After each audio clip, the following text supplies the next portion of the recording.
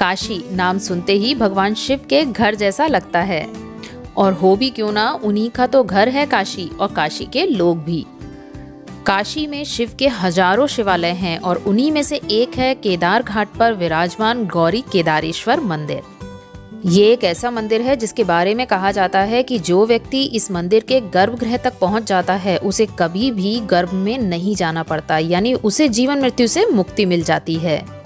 और स्कंद पुराण की माने तो उत्तराखंड में स्थित केदारनाथ धाम के 7 बार दर्शन करने से जो पुण्य मिलता है वो एक बार काशी के गौरी केदारेश्वर शिवलिंग के दर्शन करने से मिलता है।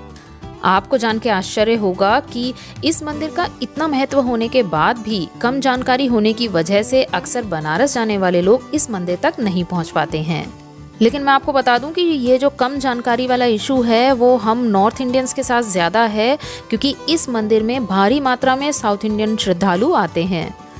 इसलिए आज का वीडियो होने वाला है बहुत ही इंटरेस्टिंग, क्योंकि हम इस वीडियो में बात करेंगे गौरी केदारेश्वर मंदिर की और बात करेंगे इस मंदिर के महत्व की।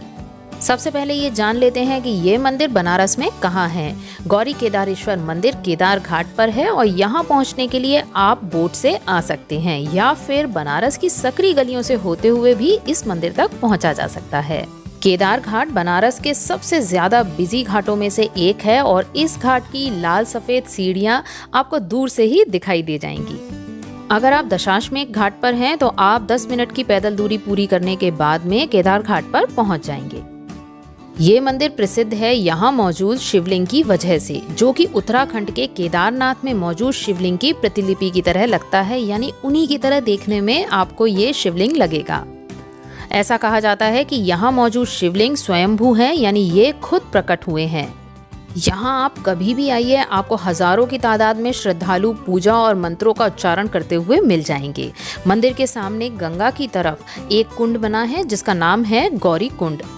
ये कुंड मंदिर परिसर में ही है और ज्यादातर सूखा ही रहता है। केवल सावन के दौरान जिस समय गंगा में जल का स्तर ज्यादा होता है उस समय ये पूरी तरह से जल से भरा हुआ होता है। तो आइए फिर बिना किसी देर के चलते हैं मंदिर के अंदर। और अगर आपको आज की जानकारी अच्छी लगे, आज का वीडियो अच्छा लगे तो प्लीज़ मेरे चैनल को सब्सक्राइब करें, साथ ही वीडियो को लाइक करें और ज़्यादा से ज़्यादा शेयर करें ताकि और लोग भी इस मंदिर के बारे में जान पाएं। गौरी केदारेश्वर मंदिर में विराजमान शिवलिंग को देखकर एक बार तो आपके मन में उत्तराखंड के केदारनाथ धाम की याद ही आ जाएगी। यहाँ बाबा का शिवलिंग देखने में बिल्कुल खिचड़ी के रूप में दिखाई देता है, और ये खिचड़ी के रूप में क्यों दिखाई देता है इसके पीछे भी एक कहानी है। और इस कहानी के मुख्य किरदार हैं राजा मानधाता। राजा मानधाता भगवान राम के वंशज हैं। कहा जाता है कि इस शिवलिंग में आपको एक साथ 5 लोगों के दर्शन होते हैं। शिवलिंग 2 भागों में बटा हुआ है, जिसके एक भाग में श्री हरि विष्णु माता लक्ष्मी के साथ निवास करते हैं, वहीं दूसरे हिस्से में महादेव माता पार्वती के साथ निवास करते हैं। और क्योंकि ये शिवलिंग खिचड़ी से बना हुआ है इसलिए इस शिवलिंग में माता अन्नपूर्णा भी निवास करती हैं। अगर आप सोच रहे हैं कि शिवलिंग में श्री हरि विष्णु का वास कैसे है, तो इस बात के लिए मैं आपको बता दूं कि सबसे पहले जो काशी थी वो भगवान विष्णु की ही थी। और जब महादेव माता पार्वती के साथ काशी घूमने आए थे तो पार्वती जी को काशी बहुत पसंद आई थी, और माता पार्वती के कहने पर ही उन्होंने श्री हरि विष्णु से काशी को अपने लिए मांग लिया था। और अब बात कर लेते हैं राजा मानधाता की। राजा मानधाता महादेव के अनन्य भक्त थे और उन्होंने हिमालय में 100 युगों तक उनकी तपस्या की। वो रोज महादेव और माता पार्वती को खिचड़ी का भोग लगाते थे। एक बार आकाशवाणी के माध्यम से भगवान शिव ने राजा मानधाता को आदेश दिया कि वो काशी जाएं और वहीं रहकर तपस्या करें। से ये भी कहा कि वो काशी में ही उनको दर्शन देंगे।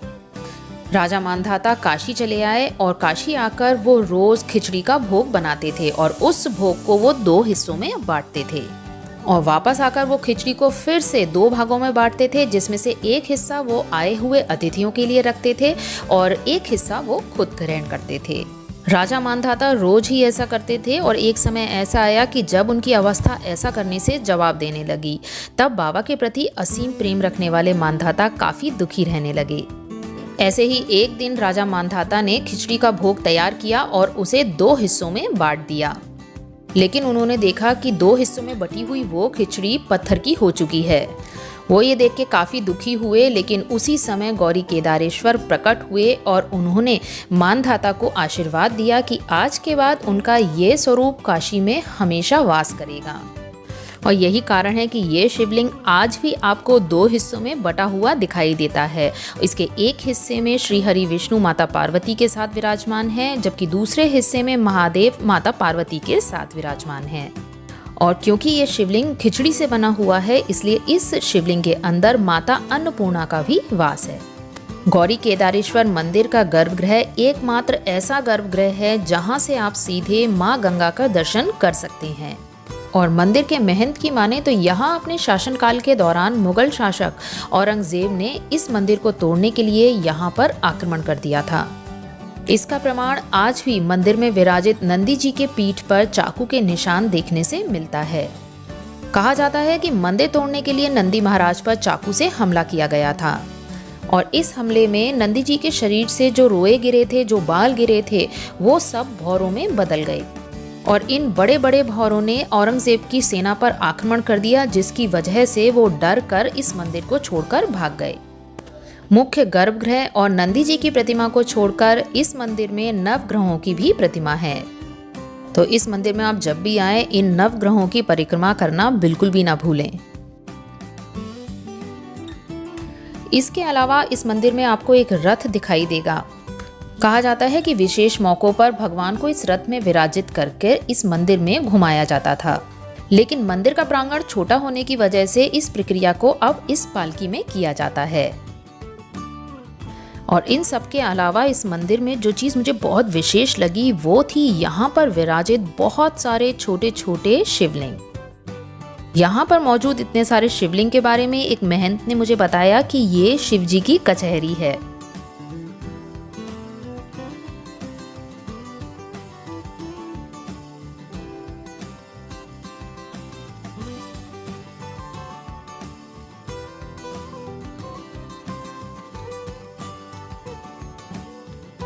और अब मैं आपको बताती हूँ कि मंदिर के टाइमिंग्स क्या है और इसमें किस समय आरती होती है।